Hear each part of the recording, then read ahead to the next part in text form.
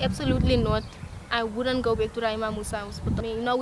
You go to RAHEEMA Moosa Hospital when you don't have any money, when financial issues is like hitting you or kicking you, when you're trying to save money for your baby. You go to RAHEEMA Moosa Hospital. So they end up treating you bad because they know you don't have any other options. I survived a living nightmare, a horror, like at RAHEEMA Moosa Hospital. Yeah. With the nurses and with a doctor that threatened me, and with nurses leaving me to scream for my life while my baby is coming. I can literally feel my baby coming out of me, and I can actually feel myself tearing. Like I also hemorrhaged a little, but I was bleeding so much. Like it's just a living nightmare where nurses actually, when you wanna find out about yourself or when you're gonna get help, they would have the worst attitude with you. Like it's terrible. On the 3rd of February, there was a new group of females. No, sister, no. You must have compassion. That's the reason you became a nurse, not to shout and scream at people. Can I go and complain to get help? I went on the 1st of February. That was actually my clinic date. And then I came home. That was about 2:30. And I did spend the time at home for a little while. So I think when I went to hospital on the 1st of February, it was about 5:30. I went there at 5:30, and then I was like there the whole day. Ever since 5:30, I just sat there in a waiting. And then the 2nd of February is where everything just went wild. Like I met this new group of friends, and then like on the 2nd of This February, pregnant woman, Yeah. when you say friends, pregnant Yeah. woman. Okay. we were like, well, doesn't matter what skin color we were like friends, we were talking, we were comforting each other. When one woman got pain, we like had to comfort the woman next to us, You make because the jokes about nurses each didn't other? do. Yeah, we made a lot of jokes, especially about the nurses being too lazy to help us, and also we had to like be there for each other and like comfort each other. I was also very nervous, so there was woman that was comforting me so much and like trying to make me forget about the nightmare that's happening around us. But like what stood out to me was this woman giving birth on the floor.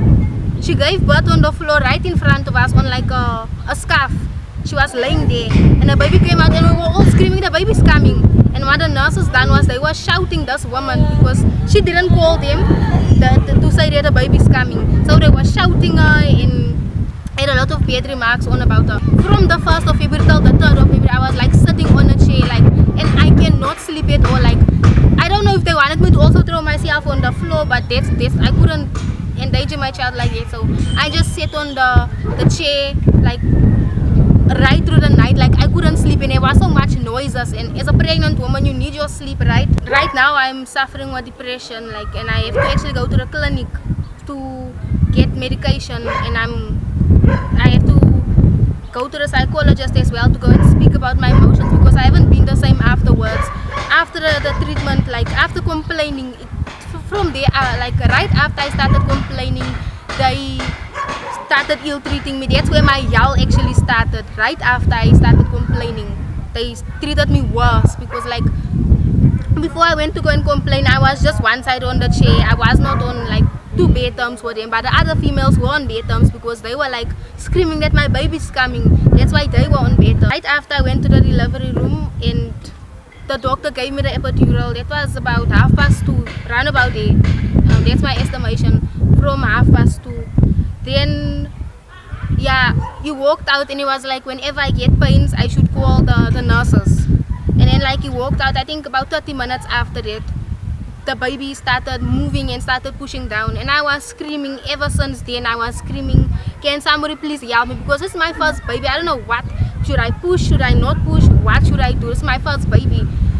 So I was crying, I was screaming, calling. They were mocking me, like I was like nurse, and then they were like nurse, nursey, and then the one nurse also shouted, they get themselves into these situations and then they wanna come scream. I remember there was a time I was praying, I was like, Jesus Christ, please help me. And then the nurse was like laughing, like, Jesus did not get you into the situation, because I was praying, Lord, please just send me someone to help me, send me one of your angels to just come and help me. Like, and then like there was this one nurse, I'm not sure if it's I think it's the night shift nurse. She came in at about 8 o'clock or 7 o'clock or somewhere there, and then she like actually helped me so nicely. And I think that was like God sending someone to actually help me, because this nurse was like so different compared to the rest of the other nurses mocking me. Because I actually told her, I explained to her what's happening there, they mocking me. And like right after she came in, like it took her like 15 minutes to help me deliver the baby, because I remember she came in at 8, and then 8:15 she told me, okay, it's 8:15 now, and you got your baby now, and you delivered your baby. It was such a horrible moment for me.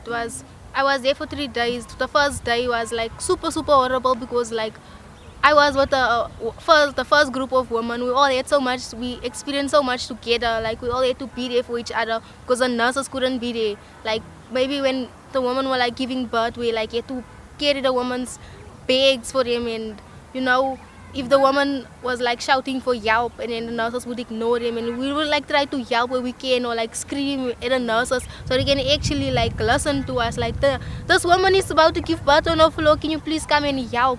So like that's like what we had to like do for each other as women at RAHEEMA Moosa Hospital. So like I'm still scared till this day. Like I hope that a woman is like actually standing up for each other there at the hospital, because like that's the only time they actually listened to one of us, like to like help one person. Is like if the ladies got together and like, listen, can you please help this lady, you are scaring us all, the lady over here is about to give birth on the floor, can you please come help? And that's like the only time we would actually listen, is when we all would stand up. Like we would all have this voice and like say, listen, this lady needs help here. So like I was on the floor, I was like standing on the floor, and they like brought us chairs to sit on. I could not sleep. Like I was like there for like 3 days. For 3 days I couldn't sleep properly. I could not sleep at all, because we're like sitting on the chairs. Like they brought us chairs after I was like standing for a while. So like they finally brought us chairs while there was like beds over there. I gave birth on the 3rd of February at exactly 8:15. 8:15 I gave birth. My experience was traumatizing giving birth. It was such a terrible situation. I think it's postnatal depression. I went into postnatal depression. I got myself checked out. I got myself help for the sake of my baby. But now I'm in love with my baby. I don't know if you're supposed to say that, but like I love my baby so much. I'm in love in all the type of ways possible. I'm so happy I came out of that hospital alive with my baby. Some women, they don't come out alive. They don't come out with a baby. You know, that's to me the worst. Like my life is not important as my babies. Like women lost their babies. Like they've been planning for a whole 9 months or even 10 months to be coming with their babies, and because of negligence, they lose their babies. They could have had their babies. You know, I'm very lucky. In fact, I'm blessed to be walking out alive with my baby. I personally saw like a lady that just gave birth, like that's also being pushed past me. And another lady, I don't want to mention her name, she also told me about it. That she also saw like someone that passed away, and they put a blanket over the lady and they pushed her past. I'm not sure if they're actually supposed to be doing that, pushing the people past her. That would traumatize the people. Also, my sister also overheard. So she came to visit me, and she saw them pushing a dead body out of the hospital and into, I don't know if that's a mortuary van, and they put a blanket over, and they said she came from the ward that we were in, that where they were giving birth, the maternity ward. The people that was speaking said that she came from the maternity ward, and my sister was so traumatized. She even thought it was me. She was like, oh my word, and she was in such a panic. You know, that's traumatizing. You know, you're not supposed to be pushing dead bodies past people and speaking so loud. You know, even if those are foreign women over there, those are women birthing life. Doesn't matter if it's a foreign woman, they are birthing life. But I've seen the woman birthing life on a floor. Like, doesn't matter where you from or what skin color you are, it's between life and death. It's a beautiful process. Doesn't matter. Help the woman. It's woman. If you're complaining about the hospital being too full, you're supposed to like make plans about this. Like give other option, an alternative option for like if the beds are too full, we need to call people like or call other hospitals. You know, help the people out properly. Do